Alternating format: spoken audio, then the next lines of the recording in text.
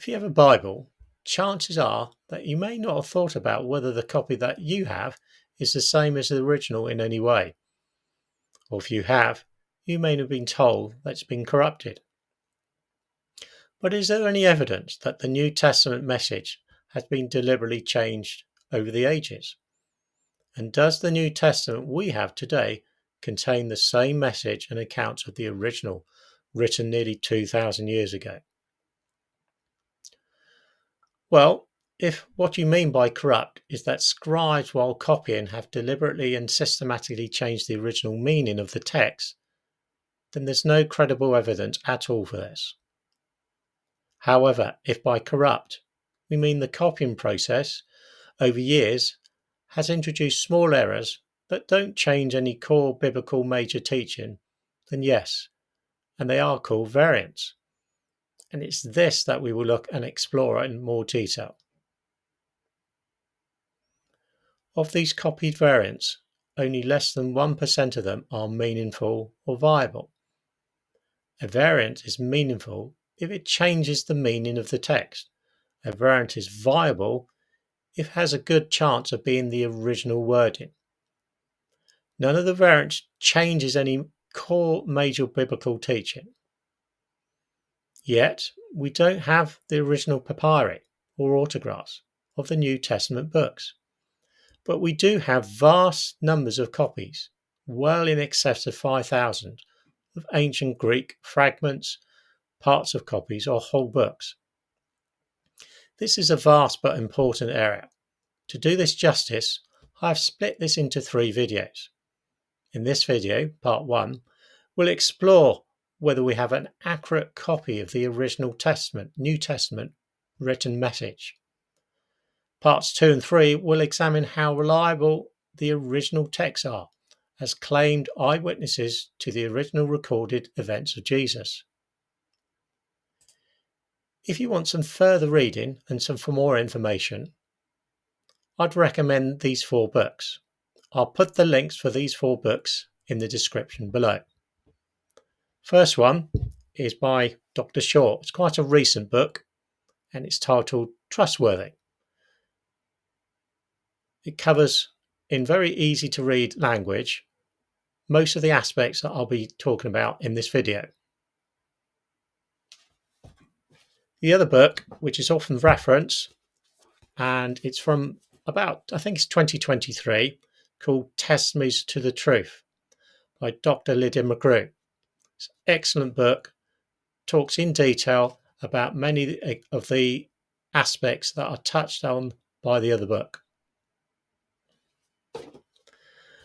A more well-known reference is this book, Evidence That Demands a Verdict. Josh McDowell and Dr. Sean McDowell are both co-authored this.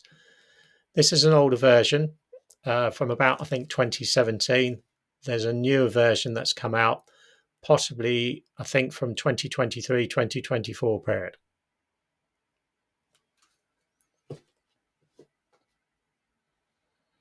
Finally, there's this book here, Cold Case Christianity by J. Warner Wallace.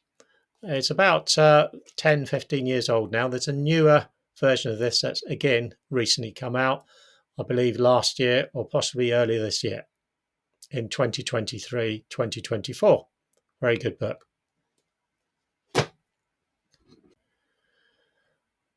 So, do we have reliable copies of the original text? A few scholarly skeptics have likened the New Testament early copying process to that of what's called the telephone game, a party game. Here, a group of people are asked sequentially, person to person, to pass along a message from one end of the telephone ring to the last. A secret message starts at one end, and this message is passed along the chain of people, with individuals only whispering in their neighbour's ear the perceived message, one at a time and only once. In the game, the original meaning and words and text can unintentionally and often dramatically be changed through these whispers and misunderstandings. Often the received message can be changed deliberately by one or two who want to spoil the game for everybody else. And sometimes the message can change beyond recognition to mean something completely different. But this analogy to the copying of the New Testament wrongly assumes that each message copied is only copied once before being passed on, which is then copied as in much the same way as the game, through a linked chain of messages. But in further exploration, the telephone game is a poor analogy in many ways.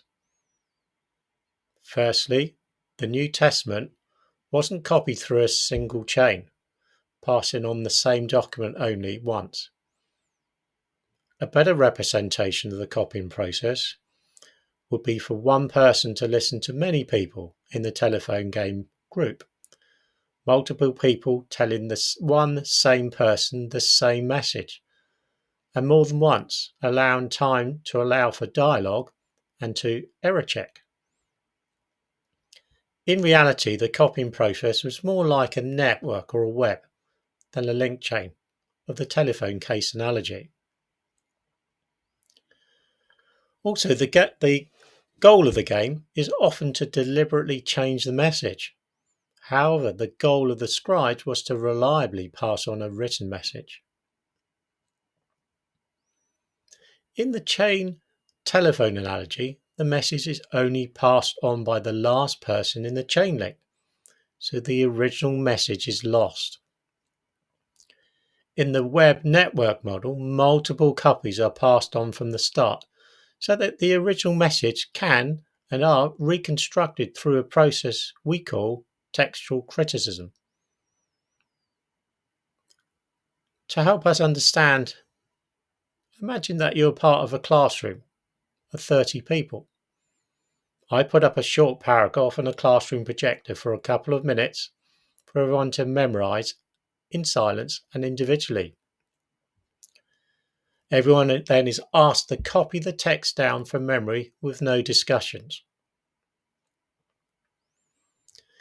Each copy is likely to have some minor incorrect words or phrases. Some may have completely missed out parts of a sentence. Others may be near perfect. Afterwards, I then collect all 30 copies together and then give them to another small group to try and reconstruct the original message from the 30 copies that they have.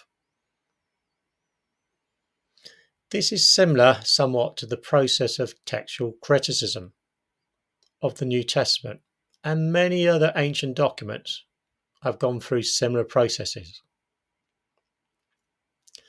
Note that the final reconstruction team are using the original language and not translations of this. Scholars who are involved with the textual criticism process have over 5,000 fragments, partial or full copies of the New Testament in Greek. Additionally, there are over 10,000 Latin manuscripts, 9,300 manuscripts in other languages, and translations of the New Testament. In total, there are around 25,000 early manuscripts of the New Testament, all before the printing press, so handwritten. Within these ancient manuscripts, we have located around 400,000 variants over many years. From a textual criticism perspective, the more copies we have, the better, as this helps to establish the most probable original text. For example, if we had just one copy, ironically, that would be more of a problem, as we would have to rely on the accuracy of the copying of that one copy.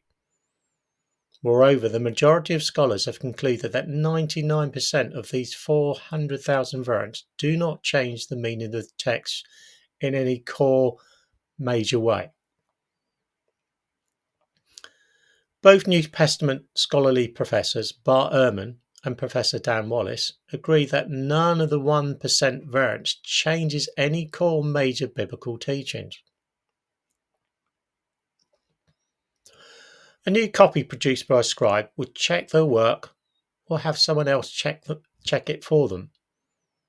Additionally, the ancient scribes would have likely to have had access to earlier copies to check their newer copies again.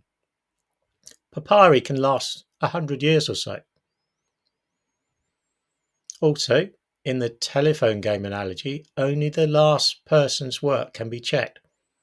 But through textual criticism, scholars have access to many of the earlier copies, some going back very close to the original.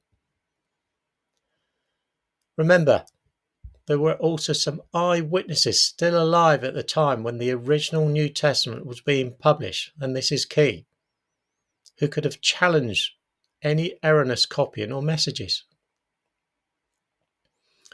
Also, a change or variant in the telephone chain would impact all other copies later down the chain. But with the better representative network or web analogy, variants produced through the copying process would have often been limited to smaller regional clusters, which would have been easily detected and are easily more detected through later modern textual criticism techniques. Additionally, a few critics, including Bart Ehrman, have claimed that the earliest copies that we have are translations of translations of translations. So at least 3 different languages removed from the language of the originals. But Professor Dan Wallace reminds us that the process of copying was Greek copies to new Greek copies and not language translations.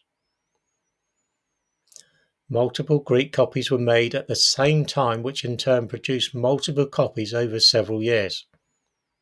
So a more complicated network or web, a bit like a family tree, where the original autograph is at the top of this tree. Again, there are over 5,000 ancient Greek copies remaining today as fragments, parts of documents, or complete books. So Greek copies of Greek copies, and not translations. The earliest copies we have are at best 4 generational copies in the same Greek language, again, not translations. Today's scholars primarily use these 5,000 plus Greek copies to determine the content of the original New Testament. Some of these fragments dating as far back as the 2nd century.